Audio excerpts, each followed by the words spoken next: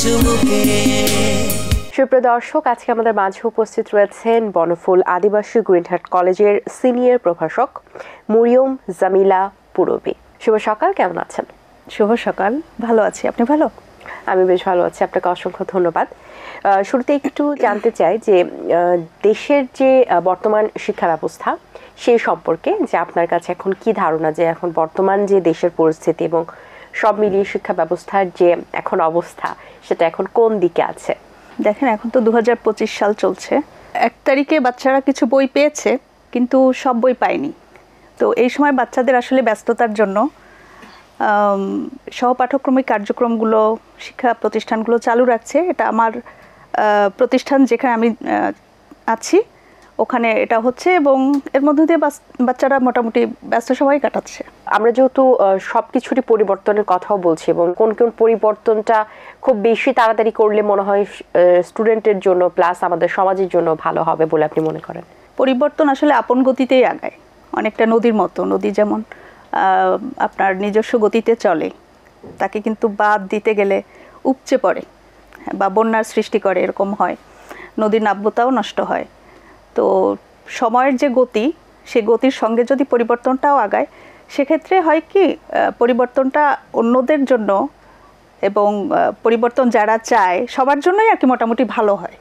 এখানে তাড়াহুড়োর কোনো প্রয়োজন আছে বলে আমার মনে হয় না। আমরা দেখেছি যে একটা সময়ের পরে যে গণঅভ্যুত্থান হলো, তারপর তো স্টুডেন্টের উপর একটা ভালো পরিমাণ ইফেক্ট পড়েছে, যদি বলি স্পেশালি বাচ্চাদের উপরে এবং বড়দের উপরে তো আছে, তারাও তো আসলে এই আন্দোলনেই সম্পৃক্ত ছিলেন। তো এই যে পড়াশোনার যে ক্ষতিটা হয়েছে, এটা কি কখনো কাটিয়ে ওঠা সম্ভব, নাকি আসলে এই ক্ষতিটা কখনো রিকভারি করা সম্ভব না? আপনার কাছে কি মনে হয়?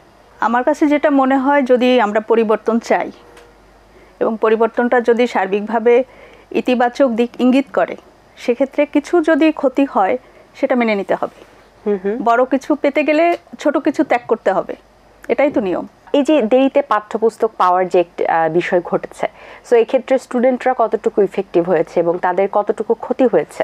পাঠ্যপুস্তক আগে যা ছিল তা অনেকটাই পরিবর্তিত।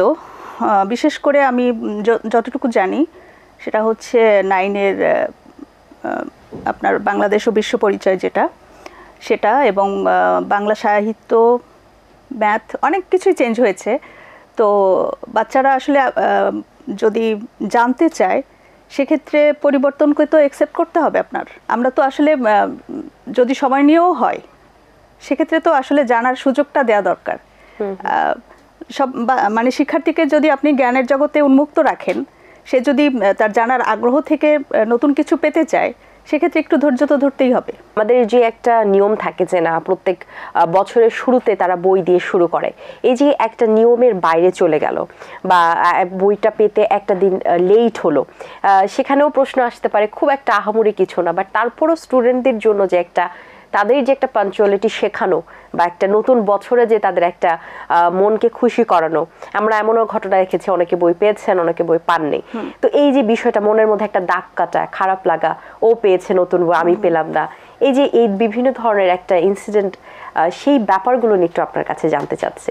আমাদের বাচ্চারা তো এখন অনেক কিছু বোঝে। আমরা এই যে অভ্যুত্থান গেল, এই অভ্যুত্থানে আমরা দেখেছি অনেক ছোট ছোট ছেলেমেয়ের মুখে অনেক ম্যাচিউরড কথা। হ্যাঁ, তো এখন এই ম্যাচিউরিটির পেছনে তো অনেক কারণ, প্রযুক্তিগত বিষয় একটা আছে, তারা অনেক ডিভাইস থেকে অনেক তথ্য পাচ্ছে, পাশাপাশি আশপাশ দেখেও তারা শিখছে, তাদেরকে ম্যাচিউরড করেছে। তো এই পরিস্থিতিতে এরা আসলে বুঝতে পারছে যে তার কিছুটা সময় লাগবে, এবং এখন বাচ্চারা অনেক খোঁজ রাখে আমার মনে হয়। তারা হচ্ছে পেপার পত্রিকা না দেখলেও এখন ধরেন সোশ্যাল মিডিয়া, হ্যাঁ, তারপরে হচ্ছে তার বন্ধুর থেকে শোনে, পারিবারিক আলোচনাও আছে, বাইরের জগৎ থেকেও তারা কিছুটা শেখে।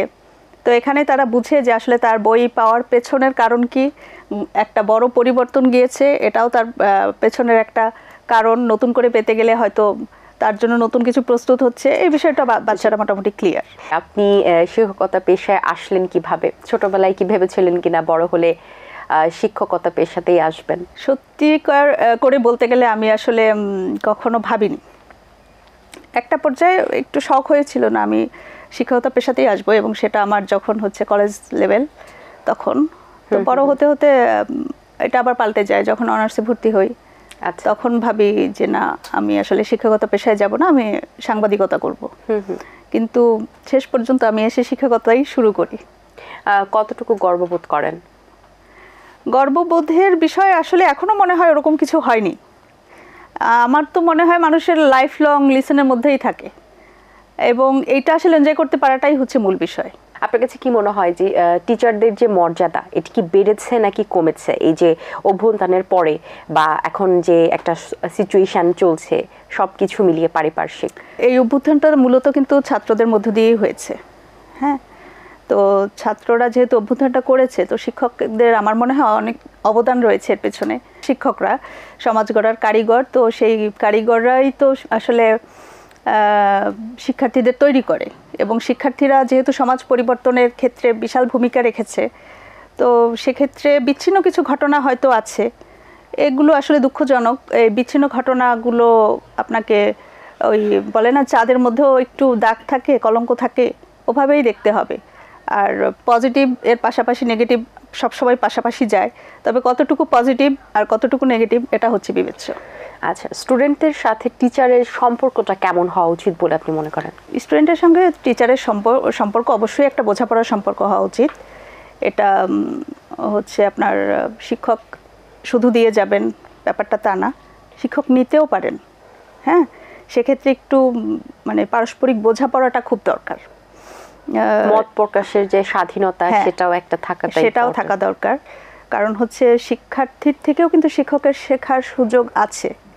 অবশ্যই। হ্যাঁ, এবং যারা শিক্ষার্থী তারা তো নতুন সময়কে ধারণ করে আসে, আর যারা শিক্ষক থাকেন তারা একটু আগের নিজের সাথে সময়ের সাথে তাল মিলিয়ে নিজেকে আপডেটেড প্রতিনিয়ত থাকেন, যার কারণে হচ্ছে শিক্ষকও শিখতে পারেন।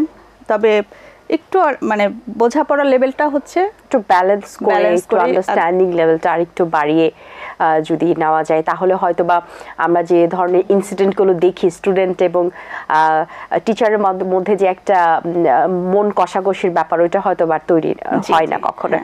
এবার একটু আপনার কলেজ সম্পর্কে জানতে চাই। কলেজে কিভাবে পরিচালিত হচ্ছে কাজ, এবং সেই সাথে আপনার কলেজে কি কি সুযোগ সুবিধা রয়েছে?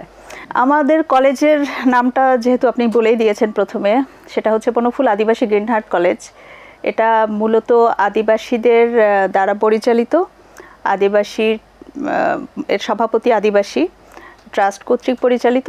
আদিবাসী নাম হলেও এখানে বাঙালি শিক্ষার্থীর সংখ্যা বেশি, প্রায় 1800 শিক্ষার্থী আছে এখানে, প্রায় 100-র কাছাকাছি শিক্ষক।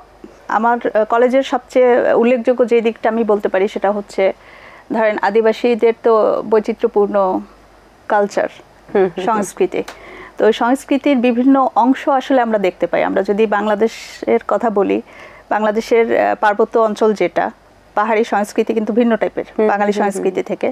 তো এই ভিন্ন শিক্ষার্থীদের সঙ্গে সমতলের শিক্ষার্থীরা যখন যোগ হয়, এদের পারস্পরিক যে বিনিময়, ভাব বিনিময়, হ্যাঁ, এই বিষয়টা আমাকে খুবই আকৃষ্ট করে, এবং এই কারণে আমি এই কলেজে এতদিন ধরে টিকে আছি, প্রায় 17 বছর, দীর্ঘদিন। হ্যাঁ, আর হচ্ছে কালচারাল যে বিষয়গুলো, এগুলো হচ্ছে খুব বৈচিত্র্যপূর্ণ।